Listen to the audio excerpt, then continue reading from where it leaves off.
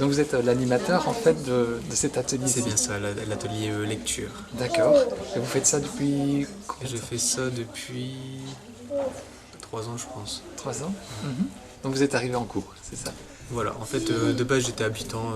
En fait, je venais d'arriver à Écopon il y a 3 ans. D'accord. Et je me suis un peu renseigné sur ce qu'il y avait comme atelier au centre social. Oui. Et on m'a proposé, Cédric, le responsable du secteur jeunesse, m'a proposé de faire ça en tant que, comme les mamans, bénévolement. D'accord. Donc ça m'a beaucoup plu. Donc j'ai fait ça pendant 1 an. Et ensuite j'ai été pris en contrat avec la SRV à partir de l'année dernière, si je ne me trompe pas.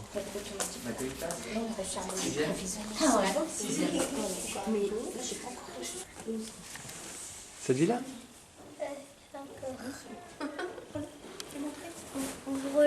Qu'est-ce que tu aimes bien comme livre? Les trucs que je préfère. Alors le point de départ c'est un dossier en politique de la ville avec la porte du Hainaut, avec la commune d'Écopon aussi, le centre social d'Écopon. On avait, suite au projet social, au diagnostic qui avait été fait pour écrire le projet social avec toute l'équipe, on avait dedans un côté aussi sur l'apprentissage, au niveau de l'échec scolaire, l'apprentissage, ces thématiques. Et du coup, on a monté un dossier sur la lecture. C'était mettre en avant un petit peu les parents pour qu'ils puissent lire avec leurs enfants à leur domicile, chez eux, et remettre un petit peu remettre le livre, la lecture dans les foyers, qu'on puisse le réutiliser en famille. Et discuter autour d'un livre, avec une thématique. Donc ça pouvait être l'hygiène, ça pouvait être la peur du noir, ça pouvait être les choses sur la santé aussi, sur l'éducation. Et donc du coup, de là est parti ce projet.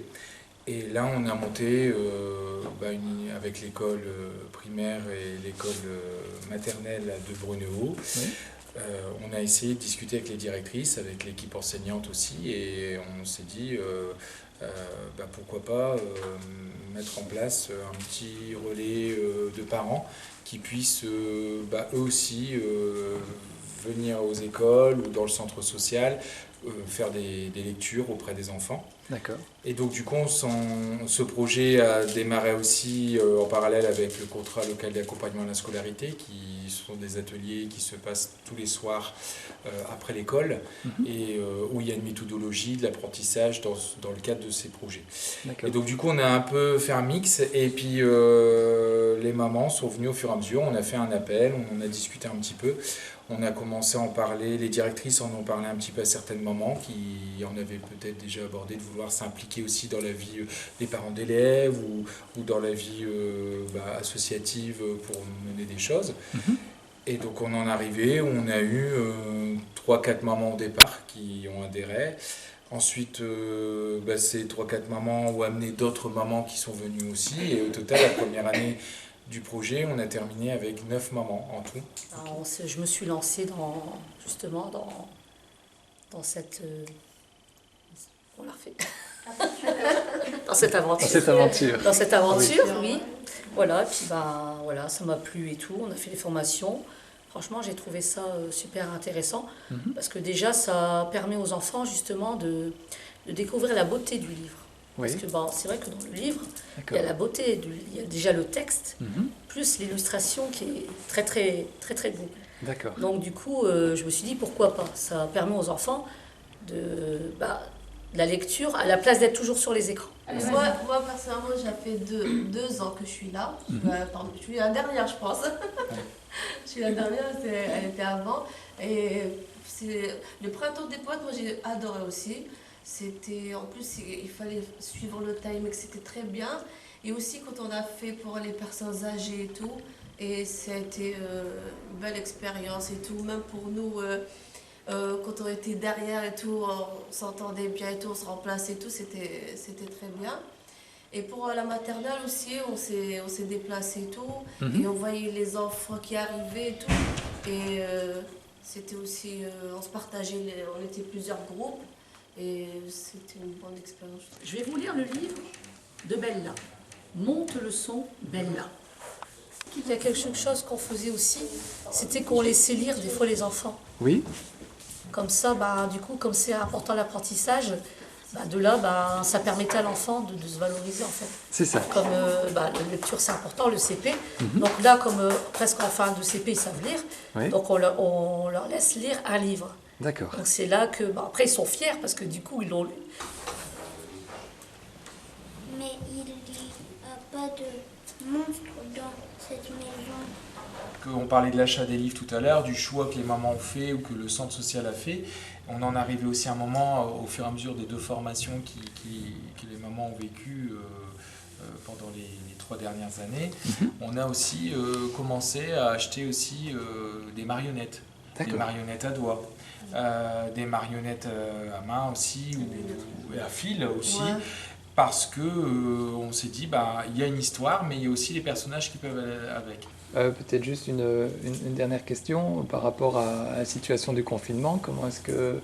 il me semble que tu m'as dit qu'il y avait... comment dire, vous avez légèrement modifié la... Oui. Ouais. On a modifié le fonctionnement et ce fonctionnement a été plus que bénéfique. On a appris beaucoup de choses avec ce déconfinement, puisque...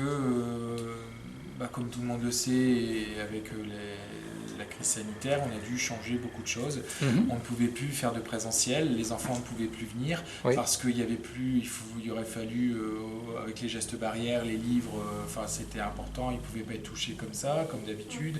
Au niveau de l'installation, c'était plus faisable. Ouais. Donc il a fallu vite remédier et se dire, il ne faut pas couper ce moment, ces temps de coéducation, d'apprentissage aussi. Et on a cherché vite une solution en visio, on a essayé de discuter ensemble et est venu l'échange de livres et le prêt de livres. C'est-à-dire que les livres qui étaient ici au centre social et sont dans des caisses, comme vous le voyez, et ils étaient donc mis sur des tables, comme on a mis là en exemple, et les mamans ou les papas qui pouvaient venir aussi avec les enfants sont venus une fois par semaine, en début de semaine, choisir 3 livres. D'accord. Ils empruntaient 3 livres, ils partaient avec et ils revenaient le lundi d'après. Donc en fait, ils choisissaient les livres, ils les lisaient, ils les partageaient en famille, même avec les grands frères, les grandes sœurs. Et l'important aussi dedans, c'est que l'animateur qui les recevait le lundi d'après discutait, essayait d'interroger un petit peu, de savoir si le livre avait vraiment été lu, ce qu'ils avaient vécu dedans, comment ils l'avaient ressenti. Et du coup, c'était un nouveau fonctionnement et qui a attiré du monde. Parce qu'en fait, on a indiqué nos activités qui reprenaient de façon différente sur les réseaux sociaux. Et donc on avait mis ce fonctionnement de la lecture.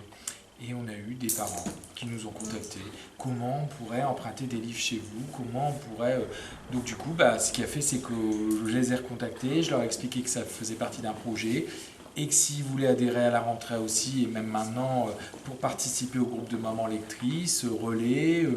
on va récupérer maximum, normalement on a deux parents qui vont arriver et d'ici septembre rejoindre le groupe de parents actuel pour pouvoir perpétuer ce projet qui est là depuis 5 ans.